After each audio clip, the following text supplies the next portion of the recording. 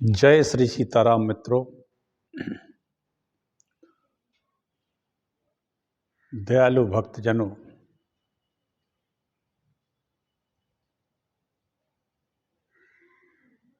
सभी श्रेष्ठ सनातन धर्मियों,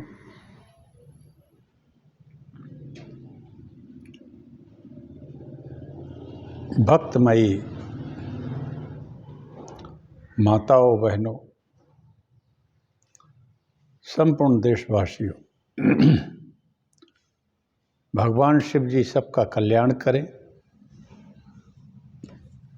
सभी को मेरा प्रणाम।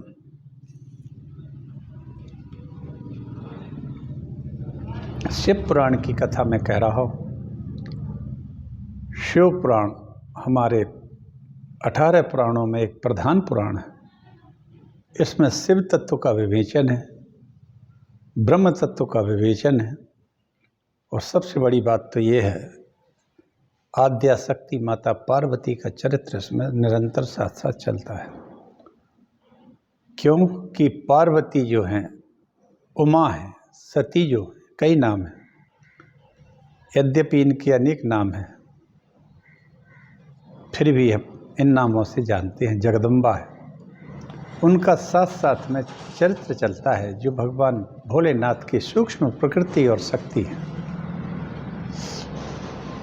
मैं यह कथा जिला टीकमगढ़ मध्य प्रदेश से कहता हूँ। मैं डॉक्टर राजेंद्र मिश्रा रिटायर्ड चिकित्सा अधिकारी हूँ, पंचकर्म विशेषज्ञ हूँ। किसी को यदि मेरी आवश्यकता पड़ती है सेवा की, बिना किसी हिचकिचाहट के मेरे इस फ़ोन नंबर पर मुझसे संपर्क कर सकता है। 99 81 870 134 9981 870 134। ये मेरा 5वां पुराण है। लगभग 3 वर्ष से मैं निरंतर कह रहा हूँ, और ये शिव महापुराण कहने का मुझे सौभाग्य मिला भगवान की कृपा से। इसमें मेरा रुद्र संहिता चल रही है। पार्वती खंड लगभग पूर्ण होने को जा रहा है। कुमार खंड शुरू हुआ, थोड़ा सा रह गया है। पार्वती खंड शिव जी का विवाह कहा,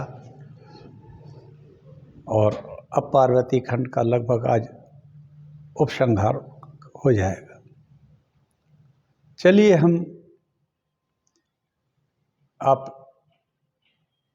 यदि आप लोग इसको सुनते हैं तो सब्सक्राइब जरूर कर दीजिए और सुनाइए, क्योंकि शिव महापुराण सुनने में या किसी को भी इस ओर मोटिवेट करने में आपका किसी का एक पैसा भी खर्च नहीं होता है। आप घर पर बैठकर YouTube पर मेरा एक चैनल है, हरि बोल डॉक्टर राजेंद्र मिश्रा, आप उसकी साइट पर जाके मेरे सभी पुराणों को सुन सकते हैं। और मैंने पूरे यथारूप पुराणों को कहा है।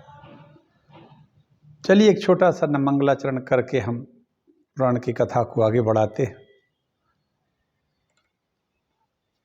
नमोस्तु रामाय सा लक्ष्मणाय देव्यै चितस्यै जनकात्मजायै नमोस्तु रुद्रेन्द्रियमानिलेभ्यो नमोस्तु चंद्राग्नि मरुद्गणेभ्यः नमामि देववरदं वरेण्यं महेश्वरं ज्ञाननिधिं सनातनं नमामि देवाधिपतीश्वरं हरं सदा सुखाढ्यं जगदेक बांधवम्। जय जय श्री गिरिजारमण, जय जय भूत किशोर, जय भक्तन सर्वस्व प्रभु, जय गणपति चोर, सियावर रामचंद्र की जय। अखंड मंडलाकारं व्याप्तं येन चराचरं तत्पदं दर्शितं येन तस्मै श्री गुरुवे नमः। वक्रतुंड महाकाय सूर्यकोटि समप्रभा भवानी शंकरौ वंदे श्रद्धा विश्वास रूपिण्यौ। नमस्ते नीलकंठाय भेद से परमात्मने विश्वाय विश्वबीजाय जगदानंद हेतवे नारायणं नमस्कृत्य नरं चैव नरोत्तमं देवीं सरस्वतीं व्यासं ततो जयमुदीरयेत्। ओम नमो देव्यै महादेव्यै शिवायै सत्सं नमः नमः प्रकृत्यै भद्रायै नीता प्रणताः स्मतां तुलसीदास के पद कमल बारंबार मनाए।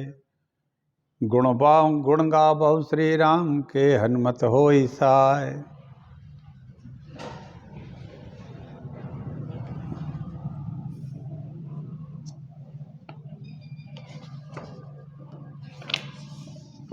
अब इसमें भगवान शिव जी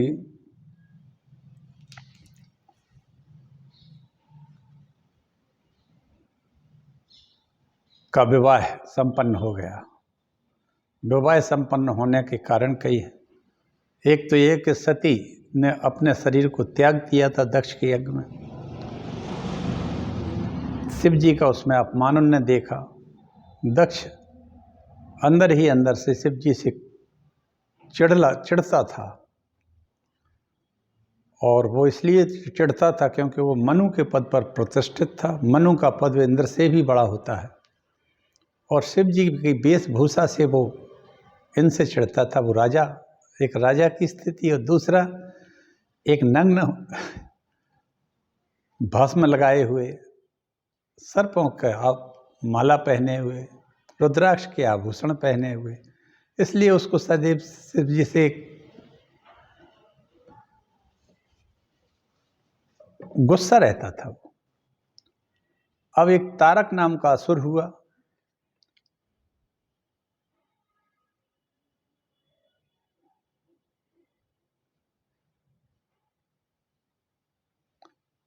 अब यह एक वज्रांग नाम का पुत्र दिति के यहाँ पैदा होता है।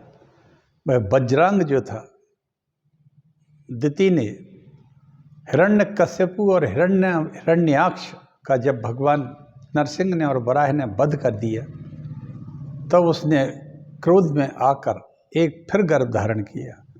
इंद्र ने उस गर्भ के 49 टुकड़े किए, और वो 49 मरुत बन गए, और देव की कृपा से वो सभी 49 वायु के रूप में परिणित हो गए और इंद्र के सहायक हो गए। तब दिति ने पुनः गर्भ धारण किया, ब्रह्मा जी की भारी तपस्या की। उस तपस्या के फलस्वरूप ब्रह्मा जी ने उसको एक अजय पुत्र होने का वरदान दिया। उसका नाम वज्रांग था। वज्रांग ने इंद्र सहित सबको पराजित किया, लेकिन उसको बाद में एक ज्ञान हो गया कि ये सब व्यर्थ की लड़ाइयाँ हैं, इनमें कुछ नहीं रखा। तब उसने एक इंद्र से मित्रता भी प्राप्त कर ली, लेकिन इसकी माँ जो दिति थी वो इंद्र को चाहती नहीं थी। वो जानती थी कि इंद्र के कारण मेरे बच्चे मारे जाते हैं, जबकि इनके पिता एक ही थे, कश्यप। माता अदिति की संतानें देवता थीं, जो इंद्र सबसे बड़े थे उनमें। दिति के दैत्य थे, दनु के दानव थे। इस तरह से सब कश्यप मुनि के पुत्र थे, लेकिन उनमें भ्रातृ प्रेम नहीं था। माताएं अलग अलग थी। वज्रांग से एक तारकासुर नाम का बड़ा महाबलिष्ठ पुत्र पैदा हुआ।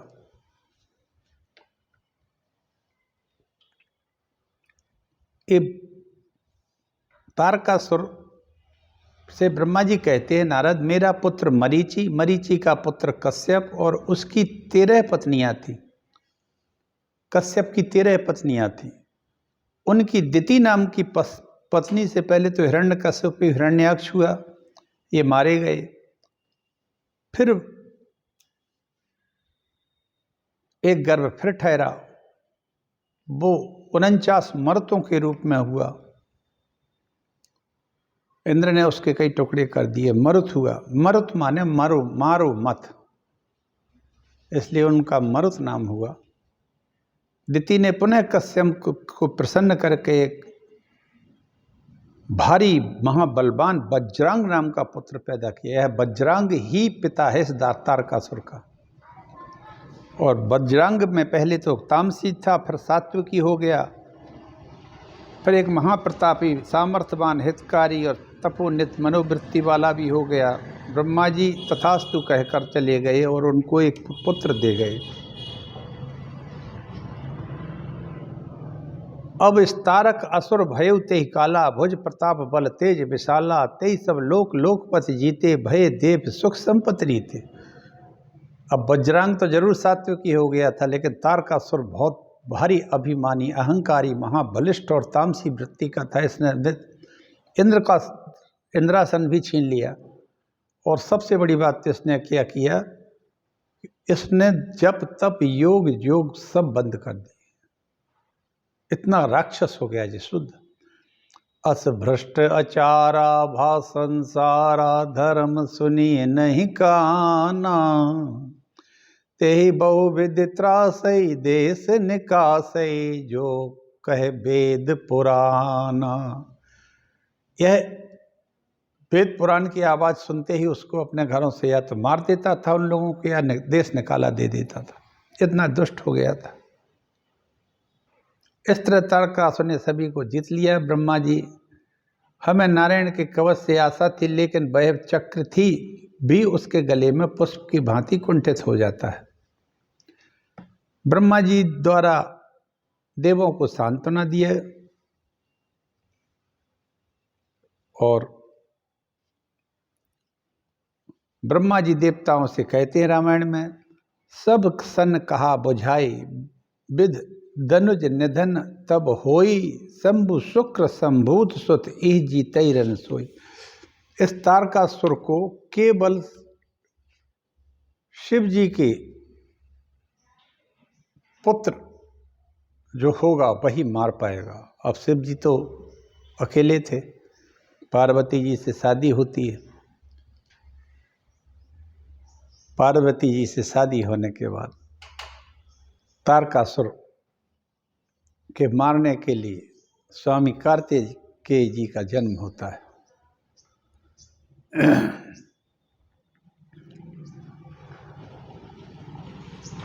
भगवान महेश्वर ने भारी तप किया, पार्वती जी के साथ विवाह संपन्न हो गया। इसी बीच में कामदेव ने भी अपना इंद्र के कहने पर कहना किया और शिव जी की तप समाधि को भंग करने की कोशिश की। शिव जी ने अपने तीसरे नेत्र से उसको भस्म कर दिया। उस भस्म को रति ने अपनी एक गांठ में बांध लिया। किसकी? रति उसकी पत्नी थी कामदेव की। जब भस्म किया तो उसके जो भस्म थी शरीर की उसको बांध लिया। जब शिव जी की शादी होती है, शिव जी के लिए सब लोग मंगल गान करते हैं। आहा, रति ने जाके चरणों में भगवान शिव के सामने प्रणाम किया और रोते हुए उस भस्म को भगवान शिव को कह दिया कि ये मेरे पति को तुमने भस्म किया भगवान। सब लोग सुखी हैं, सब लोग खुश हो रहे हैं, लेकिन हमारा पति आपके क्रोधाग्नि से भस्म हो गया। तब उस भस्म को देखकर शिव जी ने लिया और छू लिया, उससे कामदेव की पुनः उत्पत्ति हो जाती है। वाह!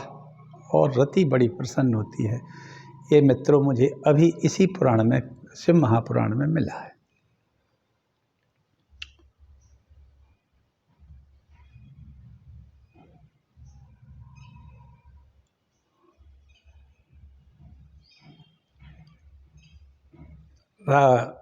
रामायण में कहते हैं, जोगी कंटक भय पति गति सुनति रति मूर्छित भई, रोदतति बदति बहु भांति करुणा करति शंकर पह गई, अति प्रेम करि विनती विविध विधि जोर कर सन्मुख रही, प्रभु आशुतोष कृपाल शिव अवलान रखी बोले सही। अब तेरति तब नाथ कहे हो ये नाम अनंग, बिन बप व्याप ही सब ही पुन शून्य में लग प्रसंग। अब तुम्हारा पति हम जीवित किए देते और वो अनंग के नाम से विख्यात होकर सारे संसार में व्याप्त हो जाएगा, प्रत्येक जीव के अंदर।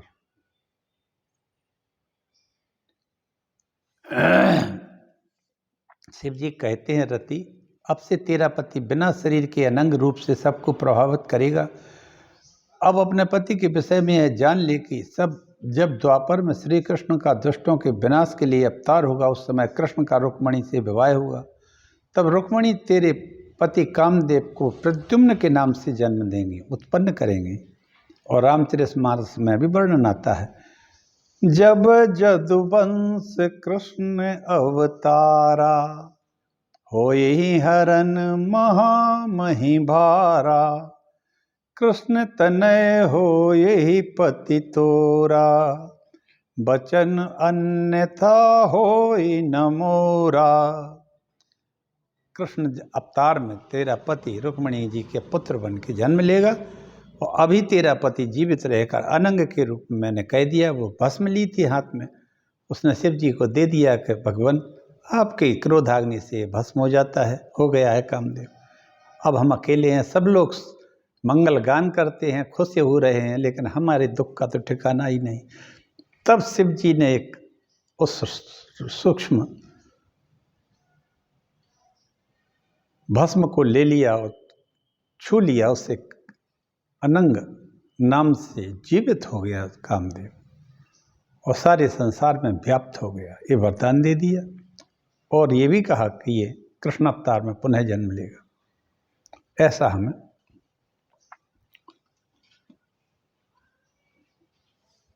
शिव पुराण में कथा आती है। और शिव के नेत्र से जो अग्नि निकली थी, वो समुद्र को बड़वानल के रूप में दे दी गई। अग्नि 3 प्रकार की होती है। एक तो जठराग्नि होती है, जो उदर में होकर भोजन पचाती है। एक दावाग्नि, दावानल होता है, जो जंगलों में स्वतः लग जाती है।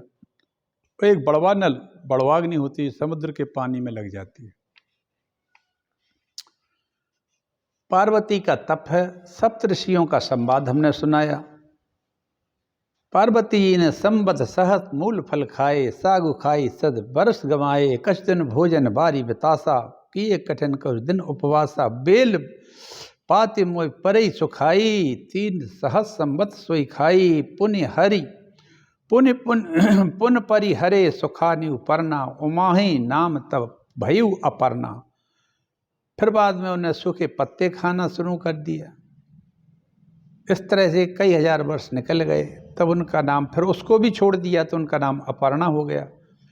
सर्व कामान परित्यज यदि चाहम वृषध्वजे, अनुरक्ता तदा सो अत्र संप्रसीदतु शंकरः।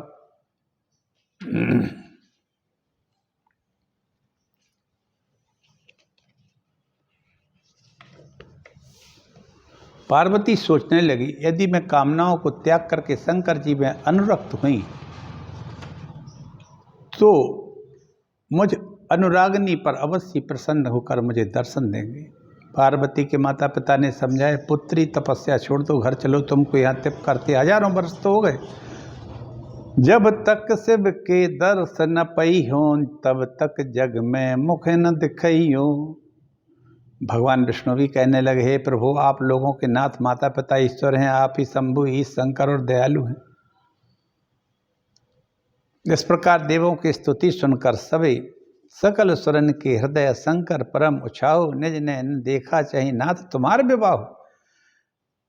विष्णु भगवान बोले, सब लोग आपकी शादी देखना चाहते हैं, और आप भगवान की शादी हो जाती है। मित्रों, मैं 2 दिन से कह रहा हूँ, परसों 1 दिन पहले मैंने रामायण के माध्यम से कहा था, कल मैंने शिव महापुराण के माध्यम से कहा था। और शिव जी का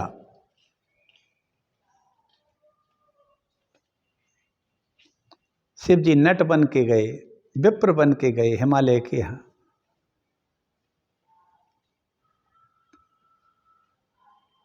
इस तरह से शिव जी की लीलाएं चलती हैं, और पार्वती जी का विवाह शिव जी से हो जाता है। बोले वशिष्ठ गिरिराज सुनो, तुमको इतिहास सुनाया है, तुम भी पार्वती दो शिव को कर लो अपना मन भाया है। वशिष्ठ जी कहने के, राजन, आप भी अपनी पुत्री पार्वती को शिव जी की अर्धांगिनी बनाकर अपना देकर अपना जीवन धन्य कर लो। वशिष्ठ जी कहने लगे, गिरिराज आप शिवा को शिव जी के हितार्थ दे करके आपने इस नश्वर शरीर जो एक दिन ये मिटना ही है, इसको सार्थक कर लिया है। भगवान शिव के प्रसाद से आप संसार सागर से पार हो जाएंगे।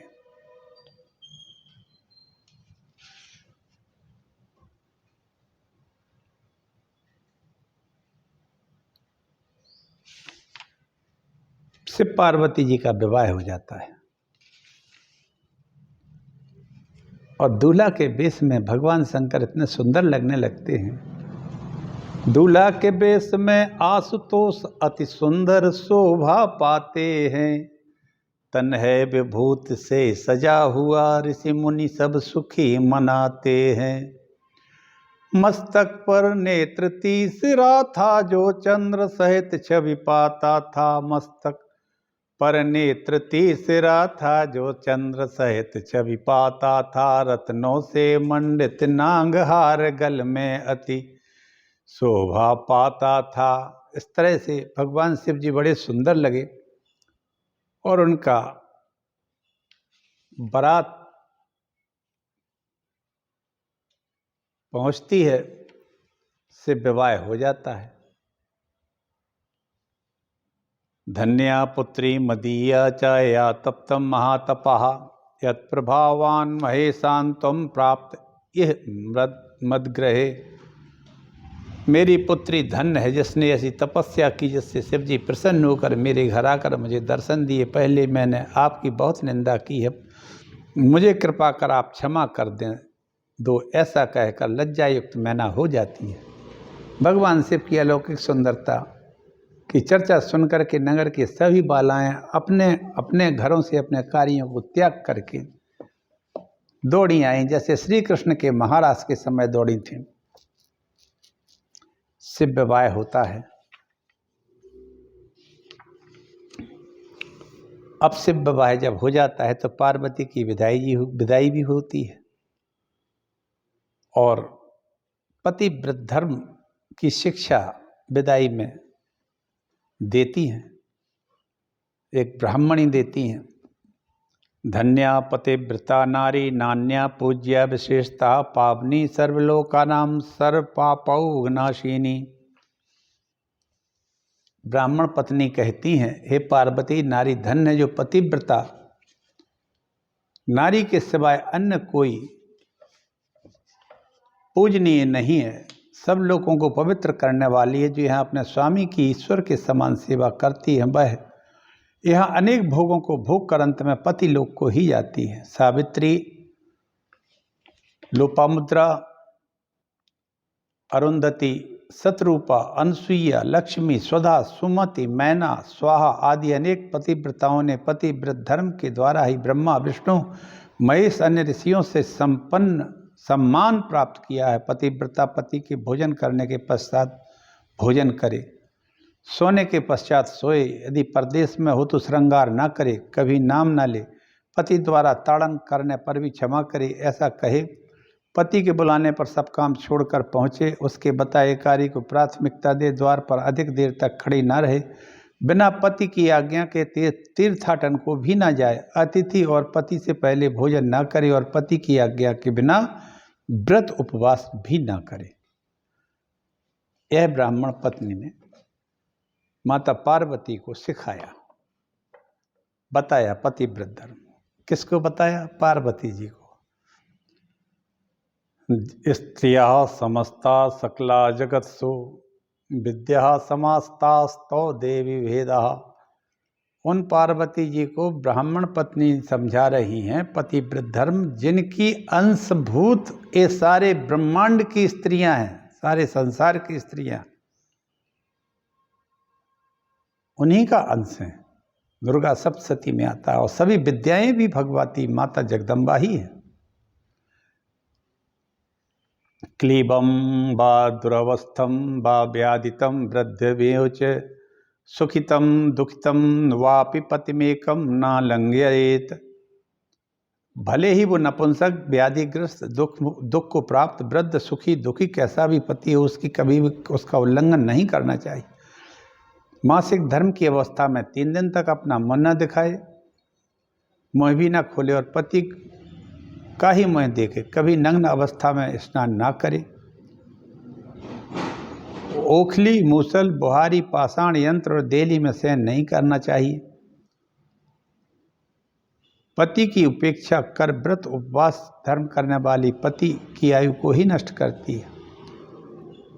भर्ता देवो गुरुर्भर्ता धर्म तीर्थ व्रता निचय तस्मात् सर्वं परित्यज्य पतिमेकं समर्चयेत्। हे पार्वती, भर्ता ही देव, गुरु, धर्म, तीर्थ, व्रत सब कुछ है, स्वामी भी वह, सब कुछ छोड़कर पति की सेवा में ही मन लगावे। जो स्त्री अपने पति को छोड़कर दूसरे के पास जाती है वह वृक्ष की खोखड़ में रहने वाले उल्लू की तरह हो जाती है। मित्रों, पार्वती जी से जिस ब्राह्मणी ने कहा है वो कोई साधारण नहीं है, असाधारण ब्राह्मणी हैं। ये अनसुईया, लोपामुद्रा जैसी ब्राह्मण पत्नियां हैं जिन्होंने इनसे कहा है, जिनके यहाँ भगवान बाल रूप में रहे। आज की स्थिति उल्टी हो गई है। पत्नियां पतियों को कई, शायद ही है कोई इतना मानता हो, छोड़ के चली जाती हैं, कई शादियां करती हैं। ना वो उसको गुरु मानती है, ना कोई धर्म, ना कोई तीर्थ। आजकल ऐसा ही हो गया है। तो ऐसी स्त्रियों का जीवन और समाज सत्यानाश हो रहा है। और वो स्त्रियां इस धरती पर ऐसी हैं जैसे कोई खोख, पेड़ की खोह में उल्लू रह रहा हो।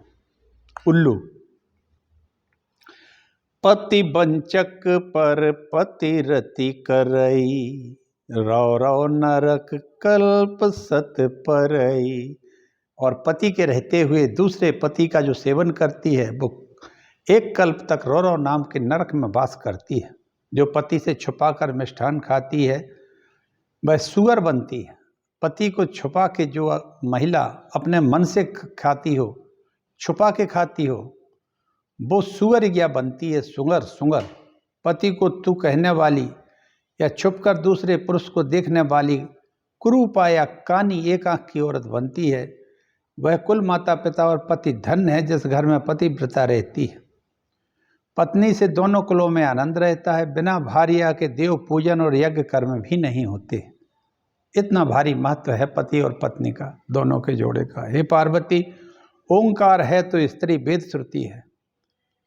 पति ओंकार, वाह क्या बात है। वो ब्राह्मण कहती हैं, ब्राह्मण पत्नियां कहती हैं कि पति ओंकार है, ओंकार नाद है। तो स्त्री क्या है? वेद की ऋचाएं हैं। वाह। पति यदि तप है तो स्त्री क्षमा है, पति फल है तो स्त्री सत्क्रिया है। ऐसा आचरण करने वाले दोनों स्त्री पुरुष धन्य होते हैं। अब बताती हैं वो कि पार्वती, संसार में 4 प्रकार की पतिव्रताएं होती हैं। सुनो, जो स्वप्न में भी पर पुरुष का दर्शन नहीं करती, ये पहले नंबर की है। दूसरी, पुरुषों को पिता, भाई, पुत्र मानने वाली मध्यम पतिव्रता है। अपने मन में धर्म को समझ करके व्यभिचार जो नहीं करती वह तीसरी श्रेणी की पतिव्रता है। और जो पति कुल के भय से व्यभिचार नहीं करती वह चौथे प्रकार की पतिव्रता होती है। ये चारों प्रकार की पतिव्रताएं सभी लोगों को पवित्र करती है। रामचरितमानस में गोसाई जी लिखते हैं, उत्तम के अस बस मन माही, सपने हु आन पुरुष जग नाही। मध्यम पर पति देखई कैसे, भ्राता पिता पुत्र निज जैसे। धर्म विचारी समुझ कुल रहहि, सो निकृष्ट श्रुत्रिय श्रुति अस कहई। बिनु अवसर भय ते रह जोई, जान्यो अधम नारी जग सोई। इस तरह से 4 प्रकार की पतिव्रताओं का उपदेश देकर ब्रह्मा जी कहते हैं, हे पार्वती, तुम तो जगत की माता हो और महेश जगत पिता है। आपका नाम स्मरण कर स्त्रियां पतिव्रत धर्म में प्रतिष्ठित होंगी, पतिव्रता होंगी आपका नाम से। यह वृत्तांत तो सारा संसार हित को कहा है। इस प्रकार विप्र विदुषी ने 752 श्लोकों में पार्वती को पतिव्रत धर्म की शिक्षा दी। सभी ब्राह्मण पत्नियों ने मैना से कहा, अब पार्वती को विदा करने की बेला आ चुकी है, विलंब नहीं करना चाहिए। तब मैना पार्वती को बार बार अंक में भर कहती हैं और रोने लगती हैं। उस समय पार्वती की सखियां सभी स्त्रियां रोती हैं। मैना तो मूर्छित ही होकर गिर गई। वाह! पार्वती और सदाशिव भी गमगीन हो गए। हिमालय ने पार्वती को अंक में भरकर रोना प्रारंभ कर दिया। ब्राह्मण समझाने लगे, लेकिन उस विदाई की बेला में सभी बिलख रहे थे। पुनः पुनः शिव माता यामयो अन्याश्च श्रियोषितः भ्रातरो जन कहा प्रेमणा दुर्बुद्ध सौहृदा। हे नारद, उस समय मैनावती बहनें, दूसरी स्त्रियां, भ्राता, पिता प्रेमबद्ध होकर रोने लगे, बार बार रोकर पार्वती को हृदय से लगाने लगे। तब हिमालय ने मैना को समझाकर शांत किया और पार्वती को ब्राह्मण पत्नियों ने पालकी में चढ़ाकर आशीर्वाद दिया। हिमालय ने उस समय अनेक रत्न भूषण शिव जी को अर्पण किए। पार्वती ने भाई, पिता, माता, सखियों और ब्राह्मणों पत्नियों को प्रणाम किया और पालकी आगे चल दी। पार्वती जी ससुराल चली गई। हिमालय पालकी के साथ साथ हिमालय ने सभी को प्रणाम किया, सम्मान के साथ सबको विदा किया। सभी देवता भी सदाशिव को प्रणाम करके अपने अपने निवास स्थान को प्रस्थान कर गए। शिव जी ने कैलाश पर पहुंचकर सभी बारातियों को भोजन कराया, रत्न आभूषण से सबका सम्मान किया। सभी अपनी अपनी स्त्रियों के साथ अपने अपने स्थानों को प्रस्थान कर गए। हे नारद, इस पार्वती मंगल के कथाख्यान को श्रवण पाठन और मनन करता है, उस पर शिव प्रसन्न होकर उसका सब तरह से मंगल कर देते हैं। इसको पार्वती मंगल कहते हैं। और मित्रों, पार्वती मंगल नाम से एक छोटा सा एक खंड काव्य तुलसीदास जी ने लिखा है, उसका नाम ही है पार्वती मंगल। आप लोग गीता प्रेस गोरखपुर से उसको प्राप्त करके उसको पढ़ सकते हैं और अपना मंगल कर सकते हैं। पार्वती मंगल की दिव्य कथा जिस घर में गाई जाती है, पार्वती मंगल की दिव्य कथा जिस घर में गाई जाती है, उस घर पर मंगल होता, उसके घर मंगल होता है, खुशहाली आती जाती है। इसलिए सभी भाई बहनों शिव पार्वती के जन हो लो। इसलिए सभी भाई बहनों शिव पार्वती के जन हो लो। एक बार सभी जन मिल कर के शिव पार्वती की जय बोलो, शिव पार्वती की जय बोलो। और इस तरह से मेरे भक्तजनों, आज का ये पार्वती खंड रुद्र संहिता का जो चल रहा है वो संपूर्ण होगा। पार्वती खंड में आनंद आया होगा। शिव जी की बारात वापस कैलाश आ जाती है, सभी देवता आते हैं वापस और सभी देवताओं को सभी को भोजन करा के आनंदित होके सभी देवता अपने अपने लोकों को चले जाते हैं, जैसा आजकल होता है। लेकिन आजकल तो आते तो हैं, जाते अपने मन से हैं, भाग जाते हैं केवल वरमाला को देख करके, कोई रुकता नहीं है। लेकिन भगवान शंकर की बारात में सभी देवता अपने अपने वाहनों से थे और वो वापस कैलाश जाते हैं। कई दिनों तक बारात ठहरी, कई महीनों तक रही। शंकर जी की विवाह का आनंद लिया, सब लोग वापस कैलाश आए। कैलाश में सबने आनंद मंगल किया, सबने भोजन किए, अच्छे अच्छे रिद्धियाँ सिद्धियाँ वहाँ थीं, सभी वही परस रही थी, खाना परोस रही थी। और क्या कहना, इस तरह पार्वती मंगल नाम का ग्रंथ जो है आप सभी लोग पढ़िए, गोसाई तुलसीदास जी ने उसको लिखा है। तो पार्वती मंगल होगा, आनंद होगा। इसी के साथ ही पार्वती खंड समाप्त होता है। मैं वाणी को विराम देता हूँ। आप सबको मेरा प्रणाम।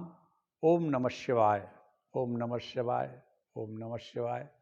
सभी भगवान भोलेनाथ की जय बोलें और सभी भगवान शिव जी का किसी न किसी रूप में चिंतन करें, सबका मंगल होगा, ये निश्चित है। भगवान तो भोलेनाथ, भोलेनाथ ऐसे नाथ जो भोले हैं, सीधे हैं और उनके पास सब कुछ है देने को, जो चाहो ले लो।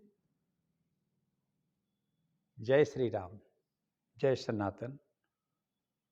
संपूर्ण देशवासियों को मेरा प्रणाम।